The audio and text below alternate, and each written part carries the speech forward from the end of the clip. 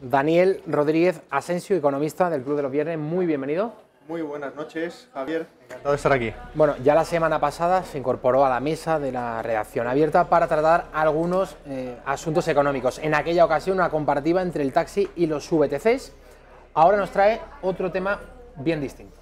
Correcto, esta semana veníamos a hablar de la brecha intergeneracional y de un asunto concreto que es la accesibilidad a la vivienda. ¿De acuerdo? La brecha intergeneracional es todos esos elementos que impiden que las generaciones jóvenes puedan tener un futuro próspero y puedan tener un futuro libre y en el que la meritocracia realmente funcione para ser una palanca de ascenso en la escala social y de consecución de todos esos objetivos individuales que todos tenemos. Y lo que está ocurriendo es que debido a una excesiva intervención del Estado en forma de impuestos, en forma de regulaciones y un largo etcétera, pues no podemos. Y un ejemplo es la accesibilidad a la vivienda. Si tú ves los datos, España tradicionalmente es un país en el que la vivienda en propiedad, además de ser un bien de primera necesidad, que eso es común a todo el mundo, es un bien de inversión, un bien de ahorro. Es decir, en España no se ahorra tanto en bolsa o a lo mejor en productos financieros y se ahorra mucho en vivienda.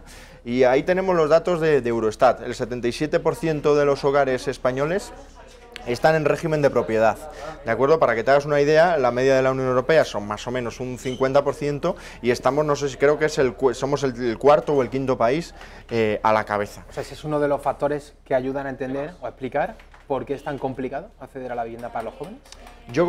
Mi sensación es que el acceso a la accesibilidad a la vivienda de los jóvenes es un problema puramente de oferta. ¿Por qué?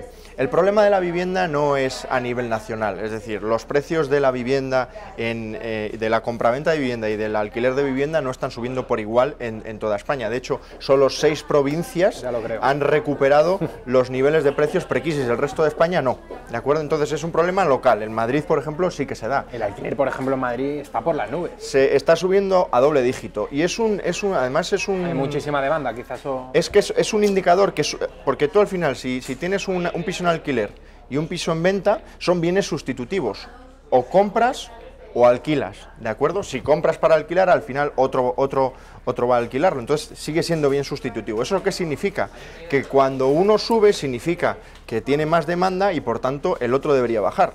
Si los dos están subiendo, lo que esconde es un desajuste importante en el mercado, un desajuste que además se está produciendo por una escasez de oferta relevante, ¿de acuerdo? ¿En qué se ve eso? Bueno, no hay más que ver las grandes colas que están apareciendo últimamente en los medios de comunicación para acceder a una vivienda, especialmente por los jóvenes, ¿no? Pero, claro, al final, si tú tienes un exceso de demanda, o mejor dicho, una carestía de oferta, el precio se dispara, que es lo que está ocurriendo. Y las viviendas vuelan. Las viviendas vuelan por completo. Este es el segundo tema. Vamos a ver el de... Sí. El alquiler, la vivienda, sí. El alquiler. Este es el gráfico que vamos a poner aquí. Es clave, me parece fundamental, porque aquí vemos, según datos del INE, ¿de acuerdo? El 77% de los hogares en régimen de propiedad que os he dicho antes, y cómo en los hogares cuya persona de referencia está entre los 16 y los 29 años, la brecha del alquiler se dispara al 52%. Esto no se puede explicar ni por factores de una excesiva menor renta, ¿vale? La renta de estos hogares es más o menos un 10, un 15% menos que la del resto de hogares. Tampoco se explica por un cambio en las inquietudes de estos hogares, porque en 2006 el 52% que estamos viendo ahí era un 26%. Entonces se explica por una barrera existente a la entrada a la accesibilidad a la vivienda, que la están sufriendo o la estamos sufriendo los más jóvenes, ¿de acuerdo? Tampoco se puede contemplar esto como si fuera un elemento de sostenibilidad en el mercado de la vivienda, porque el 40% de las familias que están en régimen de alquiler destinan más del 40% de su renta total solo a pagar el alquiler, ¿vale? Ese 40% es lo que en inglés llaman overburden rate, que es la ratio que define, digámoslo así, cuando los precios están disparados en relación a la renta, ¿de acuerdo? Entonces, es un problema y es un problema que debemos de atajar. ¿Cómo? Con políticas privadas de incentivo de la oferta, nunca restringiendo la demanda. No, el Estado no tiene que intervenir, por ejemplo, para regular el precio del alquiler. El alquiler está por la nube, por ejemplo, en ciudades como Madrid.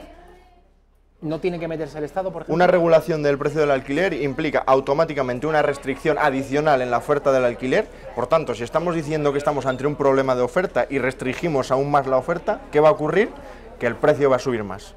¿De acuerdo? Si el Estado restringiese los precios no podría subir más, ¿no? Sí, ¿Entiendes? porque si restringe el precio, yo que soy el propietario de un piso que está en alquiler, resulta que no me interesa asumir el riesgo de alquilar el piso, mi vivienda... A un precio por debajo del que yo estimo. A un precio por debajo del mercado y por tanto esa vivienda sale del mercado. Prefiero claro, tenerla no vacía. la pongo en alquiler. Claro, prefiero tenerla vacía. Entonces la oferta de pisos en alquiler cae y por tanto... ¿Y tú crees que mucha gente que tiene un piso en propiedad prefiere tenerlo vacío que tenerlo alquilado a un precio igual un poco por debajo del mercado? Por supuesto.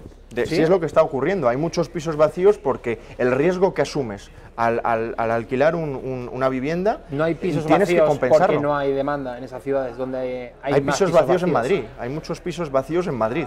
Pero en Madrid el precio no es un precio por debajo del mercado, ni mucho menos. Pero aún así no compensa alquilarlo porque parece que estamos Daniel, viendo... si tú coges, perdóname, economía básica, si tú coges los sueldos, Sí. el sueldo medio Sí. de un joven de entre 25 y 30 años, Sí. y coges el precio de alquiler de las casas de Madrid, vemos que hay una diferencia tremenda. Esta brecha no la había, por ejemplo, porque lo dices aquí, soñar para nuestra generación es un sueño el poder tener un piso en propiedad, no hablo ya del alquiler, pero la generación de nuestros padres eso no ocurría. Entonces, ¿qué ha pasado aquí? Te voy a dar un dato. El 60%, el 60% de la renta de esos hogares que acabas de decir se va al alquiler. El 60%. No estamos hablando del 40%, estamos hablando del 60%. Te queda solo un 40% para luego vivir. ¿De acuerdo? Entonces, efectivamente, el precio está por la nube, pero eso no tiene nada que ver con que yo, que soy propietario de un inmueble, lo ponga en alquiler o no. Porque yo, propietario del inmueble, he visto cómo el IBI me ha subido casi un 40% en los últimos 2 años. Yo, propietario de un inmueble, estoy viendo cómo, si tú no me pagas a mí el inmueble, no me pagas el alquiler, no te voy a poder echar. Y eso es un riesgo que yo estoy asumiendo, y ese riesgo me tiene que compensar con una rentabilidad.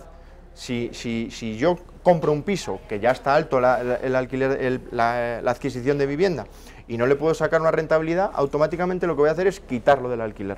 Eso es lo que está ocurriendo y por eso los jóvenes no podemos acceder a un piso ni en alquiler. ¿Y cuál ni ha en sido venta. la diferencia esencial entre la época de nuestros padres y la nuestra? La diferencia esencial es que en la época de nuestros padres, digamos, la oferta de pisos abundaba. La burbuja inmobiliaria, de hecho, no siempre fue básicamente burbuja. que había más oferta que demanda y ahora es al revés. Al En muchos revés. casos hay más demanda que oferta. Claro, eso Y es eso es lo justo. que encarece el precio del piso. Correcto. Antes de ser burbuja, el mercado inmobiliario estaba ajustado. ¿De acuerdo? Es decir, la oferta y la demanda encajan a un precio y por eso puedes acceder a una vivienda, ¿de acuerdo? Eso, aparte de que la economía era mucho más próspera y mucho más productiva y por tanto los salarios crecían más. Pero bueno, eso es un tema de demanda. Desde el punto de vista de la oferta, eso es lo que ocurría. Y además, es verdad que tu padre y el mío, yo por lo menos en mi casa he oído siempre que pagaban un 15% de interés. Precisamente porque pagaban un 15% de interés podían acceder a una vivienda a un precio razonable. Eso es cierto. Ahora, los tipos de interés han bajado al 0% incluso, y los estudios lo que demuestran es que tipos de interés al 0% impiden que los agentes no solventes entren al mercado de crédito, que es lo que está ocurriendo, y entonces los agentes solventes concentran el crédito y concentran la compra no solo de bienes inmobiliarios, sino de bienes inmuebles. Entonces el mercado se concentra y sube. ¿Cómo se soluciona eso? Más oferta en el mercado, sin ninguna duda. El otro asunto que viene a tratar el economista Daniel Rodríguez Asensio es el de la revolución digital. Argumentabas en un artículo en Libre Mercado que la revolución digital, sobre todo a quien más va a afectar, es a la clase política, que teme mucho esto que se habla de democratizar en fin, las tecnologías, las redes sociales. Yo en el caso de las redes sociales sí que veo claramente, como está fuera del alcance del poder político, como ya estamos viendo, por ejemplo, desde Estados Unidos, ciertos tics, ciertos políticos que están tratando de regular las redes sociales, puesto que por ahí se les escapa el poder, mucha información que circula sin que ellos lo puedan controlar. Es cuestión de tiempo. La revolución digital ataca 4 pilares fundamentales a través de los cuales la clase política nos controla. Primero, la educación, que siempre ha sido un elemento de manejo de la población de forma tradicional. ¿Cómo? Pues mira, cualquier persona que tenga un mínimo de inquietud, una mínima capacidad de acudir a Internet, que es esa herramienta que nos empodera a más no poder, y buscar ¿Has usado artículos. el término empoderar? Sí, nos empodera increíblemente, pero al individuo. Tú acudes a Internet y tienes blogs totalmente independientes, tienes medios de comunicación de todo sesgo y de todo tipo, y tienes la capacidad, en definitiva, de crearte tu propia imagen, tu propia idea, tu propio pensamiento. Ya estás fuera del ámbito político. Segundo elemento fundamental, medios de comunicación. Lo acabas de comentar. Las redes sociales tienen la capacidad de destrozar cualquier noticia falsa que dé el medio de comunicación de más masas de todo el país, y te diría que Correcto. de todo el mundo. Con una sola foto que demuestre lo contrario a lo que está contando cualquier medio de comunicación, es suficiente para que la mayor parte de la población se haga eco de ella. ¿De acuerdo? Entonces, segundo elemento que ya no controlan los políticos. Tercer elemento, todo el ejército burocrático que tienen por debajo. Es decir, gracias a Internet, las necesidades de trato humano, de acuerdo, con una administración pública, se reducen exponencialmente. Es decir, cualquiera puede ir ahora y entrar en un portal de Internet de cualquier ayuntamiento o de cualquier administración y hacer el trámite que considere necesario. ¿De acuerdo? Entonces, todos esos funcionarios que hoy están lastrando la prosperidad y la productividad del país, pierden automáticamente su sentido. Eso está en inglés, Daniel, vamos a explicarlo. Esto es un gráfico del Banco Mundial, que aquí lo que dice es cómo destruye o crea empleo dos tipos de empresas, las innovadoras y las no innovadoras, ¿de acuerdo? La primera columna, que es en un periodo de crecimiento, ¿vale?, económico, vemos cómo las innovadoras prácticamente duplican la creación de empleo que las no innovadoras. Estamos hablando de creación de empleo en un horizonte de 2 años, ¿de acuerdo? Segunda columna, que pone boom, ahí eso es cuando estás en el pico ya de crecimiento, porque la economía es cíclica, ¿de acuerdo? Y pues ahí lo vemos. Una de las señales que siempre se identifican para tratar de prever un fin de ciclo es precisamente tasas de crecimiento del empleo muy elevadas. Pues ahí lo vemos. Incluso en el boom también las innovadoras generan mucho más empleo que las no innovadoras. ¿Qué ocurre? Que cuando empezamos a decaer y ya empezamos en una situación de desaceleración como la que estamos ahora, que sería la tercera columna, pues la brecha se aumenta. Vemos ahí que las empresas innovadoras crean empleo al ritmo de un 6%, mientras que las no innovadoras a un 2%. El problema viene en las recesiones. En las recesiones, las empresas no innovadoras automáticamente son las que más destruyen empleo, porque evidentemente es un empleo menos cualificado, más cíclico y todo esto que hemos hablado, y sin embargo las innovadoras destruyen, pero menos. En definitiva, todo esto que le hacen contar de que la revolución digital es una amenaza para el empleo, es un cuento chino. Es como, tú imagínate que volvemos a los años 60 y un ejército de burócratas les hubiera dicho a nuestros abuelos que no, que es que la introducción de maquinaria agrícola en el campo es mala para su trabajo y es negativa para la población. Ojo, con el 80% de la población empleada en el sector agrario. Tú imagínate dónde estaríamos ahora. Pues eso es lo que está ocurriendo ahora mismo, y por eso es tan importante la revolución tecnológica, porque si no abrazamos la innovación, si no incrementamos la productividad que lleva décadas estancada, no vamos a poder pagar las pensiones, no vamos a poder sostener el estado de bienestar. Daniel Rodríguez Asensio, además, forma parte del Club de los Viernes. Voy a contar que, pues, lógicamente, se van a adherir a la manifestación de este domingo al mediodía en la Plaza de Colón. Bueno, esa es la portada del diario ABC. Tanto Vox como PP como Ciudadanos van a acudir a esta manifestación contra Pedro Sánchez, de la que van a solicitar adelanto de las elecciones generales y que deje de ceder ante el separatismo del señor Quim Torra. Va a ser una movilización, una manifestación en la que van estos tres partidos, pero que no se van a ver, al menos así lo han pedido los tres líderes, banderas ni logos de ninguno de estas tres formaciones.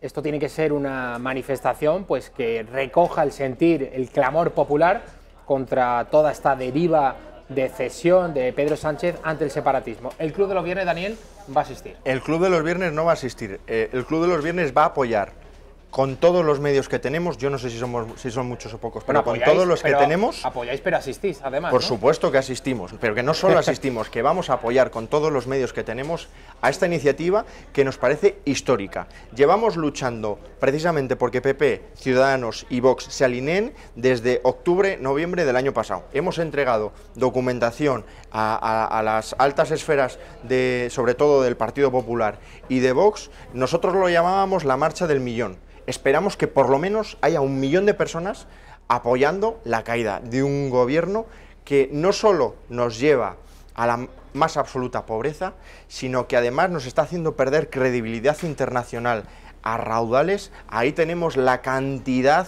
de organismos multilaterales internacionales que no se creen nuestros presupuestos. Es que el propio Maduro le ha sacado los colores a Pedro Sánchez porque no convoca elecciones, y lo peor es que un dictador tiene razón. Eso es lo peor. Por eso vamos a apoyar esta iniciativa, que por supuesto aplaudimos, y le damos la enhorabuena desde aquí a los líderes políticos de PP, de Vox y de Ciudadanos por igual. Hay que alejar las siglas y hay que luchar todos por una España unida, una España que no ceda ante independentistas, ante gente que lo único que quiere es romper España, porque en cualquier negociación tienen que ceder ambas partes. Nosotros no estamos de acuerdo ni mucho menos con la escisión de Cataluña, ¿de acuerdo? Pero tampoco vemos mal que exista una negociación. Lo que vemos mal es que exista un secuestro, ¿de acuerdo? Y es lo que está existiendo ahora mismo. Perdón, Daniel, Cataluña ¿una negociación de qué tipo? No ha cedido. Pues una negociación política en la que encontremos un encaje para Cataluña en el que todos estemos a gusto, un encaje autonómico como parte del gobierno de España y de la nación de España. Pero es que a día de hoy Cataluña no ha cedido en nada. No ha cedido en nada Cataluña en sus exigencias a día de hoy. Ah, claro, claro. Pero dices que el gobierno español tiene que reunirse con el catalán y negociar para que Cataluña tenga un encaje que a los separatistas le pueda satisfacer. No, los separatistas lo que quieren precisamente es la ruptura. Ellos no quieren florituras en la Constitución ni florituras legales. Su objetivo final es la secesión, es la ruptura de España. Pero ese precisamente es el discurso de Pedro Sánchez, que lo que pretende es arreglarlo esto con la España asimétrica, la España federal. Esto es un cuento, Daniel. Nosotros decimos que el gobierno de España, sea quien sea y esté quien esté, se junte y negocie con Cataluña exactamente de igual manera que tiene que negociar con el resto de comunidades autónomas. El sistema autonómico tenemos claro que hay que cambiarlo. Hay que evolucionarlo. Ha funcionado a día de hoy, ha permitido la España más próspera de toda la historia. Pero entonces lo que propone el Club de los Viernes, ¿qué es? ¿Que cada comunidad vaya por libre? Lo que propone el Club de los Viernes, para empezar, o sea, es hay no un ceder... principio de igualdad y de solidaridad entre todos los españoles? Por supuesto que sí, pero lo primero es no ceder ante Cataluña. Ante el separatismo. Ante el separatismo catalán. De acuerdo. Fenomenal. Eso es lo primero. Ya se ha cedido suficiente, demasiado. Ya se ha creado demasiada asimetría. Lo hemos comentado aquí, los presupuestos generales del Estado 2019 incrementan el 66% la partida para Cataluña en detrimento de regiones importantísimas como son Galicia o como es Cantabria, que tiene un déficit de infraestructuras increíble. Eso lo hemos comentado en este programa. Entonces, para empezar, el Club de los Viernes lo que dice es no ceder ni un centímetro más a los separatistas catalanes. Ya se ha cedido bastante. Y para continuar, abrir una mesa de negociación en la que yo personalmente no tengo claro cuál es el modelo a seguir. Daniel, permíteme, ¿no te parece una contradicción decir no se puede ceder un centímetro más al separatismo y por otro lado abrir una mesa de negociación, sabiendo que al otro lado de la mesa estarían quienes dicen el otro día los 21 puntos de Torra que le puso encima de la mesa al señor Sánchez en diciembre cuando se reunieron? Hablaba de derecho de autodeterminación, que esto es un invento jurídico, ¿eh? No existe tal derecho. Repito, abrir una mesa de negociación con una mesa en la que esté Cataluña, con los representantes que en democracia han elegido los catalanes, pero eso no me vale. Los representantes, tanto como los representantes madrileños extremeños, andaluces, castellano-leoneses, con los representantes de todos los españoles, porque es la única forma de encontrar un nuevo modelo que encaje. Lo que está claro es que ahora mismo la asimetría está generando una fractura social. Asimetría. Correcto. No solo tenemos el problema catalán, es que tenemos un problema en el País Vasco, en Galicia está emergiendo un problema, en definitiva. Daniel, y yo pregunto, ¿por qué tenemos esos problemas? ¿Cómo hemos llegado hasta ahí? Pues hemos llegado cediendo. No hemos llegado en un plano de igualdad. Hemos Se ha hecho llegado... una constitución en la que desde el minuto uno se ha favorecido a Cataluña y se ha favorecido, a mí no me gusta emplear el término relato, pero se ha favorecido el discurso nacionalista desde el principio. Los partidos nacionalistas han sido hegemónicos y representan a un porcentaje ínfimo de la población española. Hemos llegado sobre todo por cobardía. Como quieras, el pero gobierno, se ha llegado porque se han hecho malas cosas. El gobierno de José María Aznar... ¿Qué se va a negociar ahora? El gobierno de José María Aznar mantenía un pacto, no sé hasta qué punto tácito o expreso, con el PSOE, por el cual el sistema autonómico solamente se sostenía en tanto en cuanto los dos grandes partidos de este país, que es PP y PSOE, mantuvieran el orden constitucional. El orden constitucional lo rompe el PSOE más o menos en 2004 con el Estatut catalán. Y a partir de ahí la deriva es sencillamente desastrosa. Desastrosa, porque al final el problema del País Vasco ha sido uno distinto. El País Vasco siempre ha tenido una hacienda propia, en fin, todo lo que conocemos. Y por supuesto el problema de ETA, que eso era para darle comer aparte. Pero el problema catalán surge, no lo olvidemos, en 2004, porque el PSOE rompe... Bueno, surge no, explosiona, pero no surge en 2004, viene de antiguo. Explosiona en 2004 y se le ha permitido hasta día de hoy. Se ha multiplicado, es cierto, el número de independentistas desde los últimos 10-15 años. Es verdad que ha crecido y mucho el número de separatistas en Cataluña.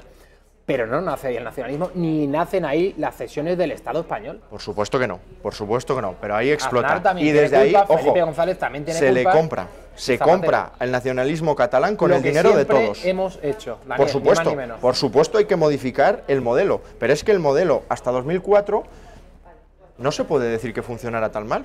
Y no, tampoco podemos decir que, mira, esto era porque Europa iba como un tiro y España iba como un tiro porque llevábamos 2 años en la Unión Europea.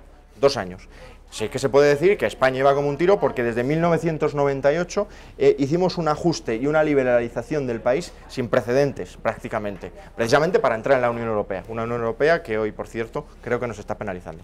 Pero en 2004... Que se lo digan, por ejemplo, a los agricultores españoles. Daniel Rodríguez Asensio, creo que me quedo sin tiempo. Muy interesante todo lo que hemos hablado. Hemos venido con un guión y al final hemos acabado debatiendo, Daniel y yo, que tenemos puntos en los que desde luego no pensamos igual. Más allá lo cual de eso, te agradezco que debatamos, por cierto. No, te lo agradezco yo a ti. Te agradezco mucho además que hayas venido y que hayas hecho este análisis económico tan interesante.